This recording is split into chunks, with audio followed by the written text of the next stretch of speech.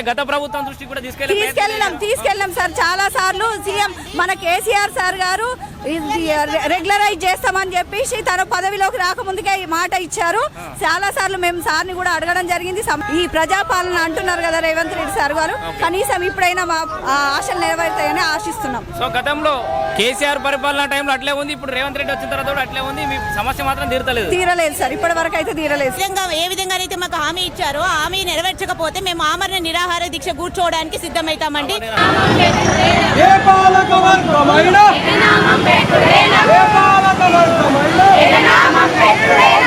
హామీ కదా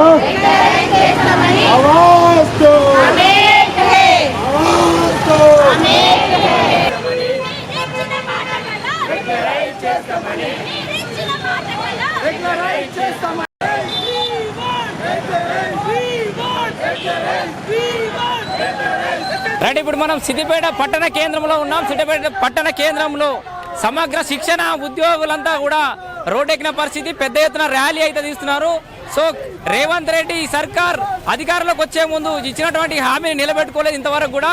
సో మమ్మల్ని క్రమబద్ధీకరిస్తామని చెప్పేసి, పాఠశాల విద్యను మేము ఎంతో పటిష్టం చేయడంలో మేము ఎంతో కృషి చేసినామని చెప్పేసి, అయితే ఆ తర్వాత కాంగ్రెస్ పార్టీ అధికారంలోకి వచ్చిన సంవత్సరం నుంచి మా హామీ నెరవేర్చకుండా మమ్మల్ని విస్మరించిందని చెప్పేసి అయితే ఉద్యోగులంతా రోడ్డెక్కిన పరిస్థితి. కలెక్టరేట్ దగ్గర కూడా చాలా రోజుల నుంచి దీక్ష కూడా చేపడుతున్నారు. ఇవాళ సిద్దిపేటలో ధర్నా కూడా చేస్తున్న పరిస్థితి. వాళ్ళని అడిగి మరిన్ని వివరాలు తెలుసుకునే ప్రయత్నం చేద్దాం.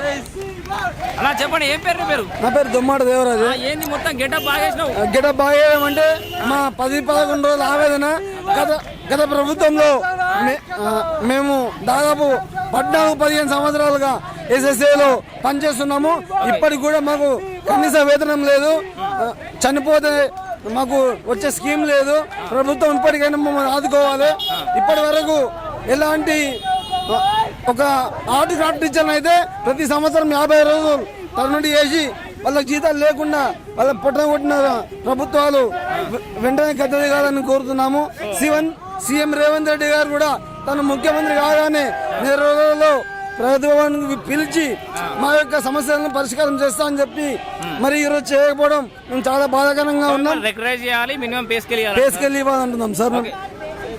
బేసిక్ పేనా చెప్పండి అమ్మా. అంటే ఎవరు మాట్లాడతారు చెప్పండి, పర్లేదు.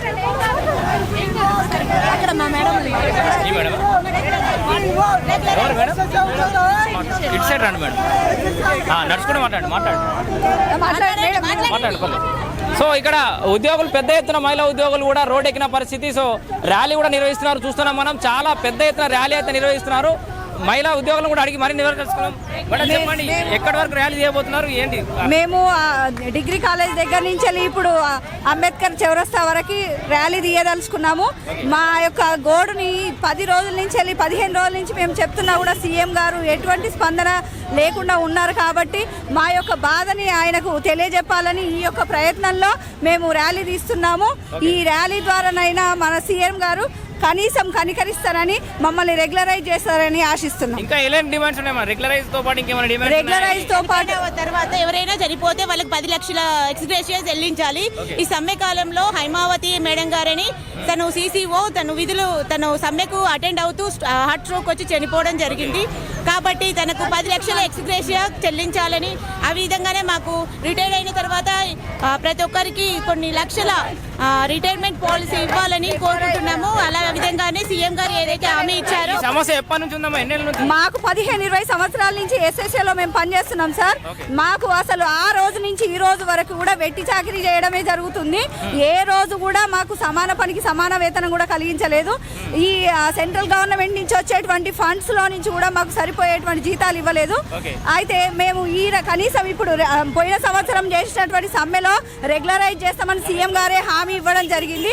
ఆ ఉద్దేశంతో మేము సీఎం గారిని చాలా సార్లు కలిసినాం. 15 ఏళ్ళు అంటున్నారు, అంటే గత ప్రభుత్వం దృష్టి కూడా తీసుకెళ్ళాం సార్. చాలా సార్లు సీఎం మన కేసీఆర్ సార్ గారు రెగ్యులరైజ్ చేస్తామని చెప్పేసి తన పదవిలోకి రాకముందుకే ఈ మాట ఇచ్చారు. చాలా సార్లు మేము సార్ని కూడా అడగడం జరిగింది, సమ్మె చేయడం జరిగింది, మేము ధర్నాలు చేయడం జరిగింది, సార్ దృష్టికి తీసుకెళ్లడం జరిగింది. అయినప్పటికీ కేసీఆర్ కూడా కరికరించలేదు.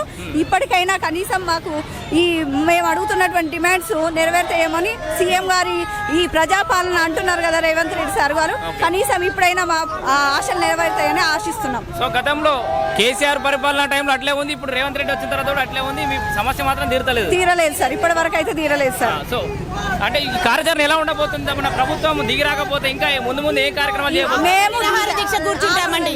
ఏ విధంగా అయితే మాకు హామీ ఇచ్చారో హామీ నెరవేర్చకపోతే మేము ఆమరణ నిరాహార దీక్ష కూర్చోవడానికి సిద్ధమవుతామండి. సో చూస్తున్నారు కదా వీళ్ళ యొక్క ఆవేదన. సో గత 10-15 ఏళ్ల నుంచి కూడా ఈ సమస్య ఇట్లనే ఉంది. ఇప్పుడు కొత్త కాంగ్రెస్ సర్కార్ వచ్చినాం కాదు, కేసీఆర్ ఉన్నప్పటి నుంచి అంతకంటే ముందు నుంచి కూడా దాదాపు 10-15 ఏళ్ల నుంచి ఈ సమస్య ఉంది. మమ్మల్ని ఎవరు కూడా పట్టించుకొని నాదులు లేడు. మాకు చనిపోతే ఇంత ఎక్స్గ్రేస్ వచ్చే పరిస్థితి లేదు, క్రమబద్ధీకరించలేదు. అందరు నాయకులు హామీలు ఇచ్చేవాళ్ళే కానీ నెరవేర్చే పరిస్థితి ఏ నాయకుడు కూడా చేయట్లేదు. సో కనీసం కాంగ్రెస్ సర్కార్లోనైనా ప్రజాపాలన అంటున్నారు కాబట్టి కాంగ్రెస్ సర్కార్లోనైనా మాకు న్యాయం జరుగుతుందేమో అని చెప్పేసి మేము రోడ్లు ఎక్కినామని చెప్తున్నారు. సో గత కొన్ని రోజుల నుంచి వీళ్ళైతే సమ్మె చేస్తున్నారు. ఇప్పుడు రేవంత్ రెడ్డి కనుక దిగి వచ్చి వీళ్ళ సమస్య నెరవేర్చకపోతే ఆమరణ నిరాహార దీక్ష కూడా మేము సిద్ధంగా ఉన్నామని చెప్పేసి అయితే మహిళా ఉద్యోగులు చెప్తున్న పరిస్థితి చూస్తూ ఉన్నాం. మనం వెనకాల పెద్ద ఎత్తున వీళ్ళైతే ర్యాలీ చేస్తున్న పరిస్థితి.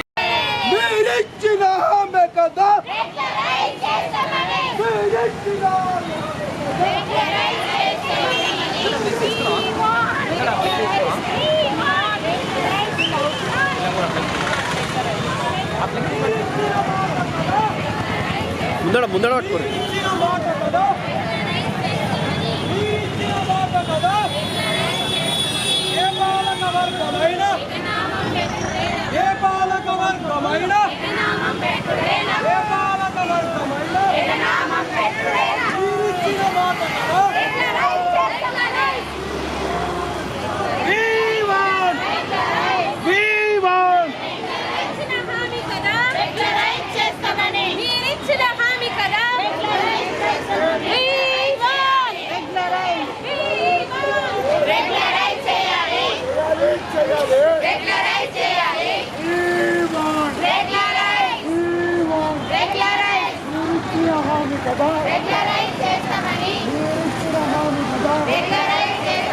మీరిచ్చిన హామీ కదా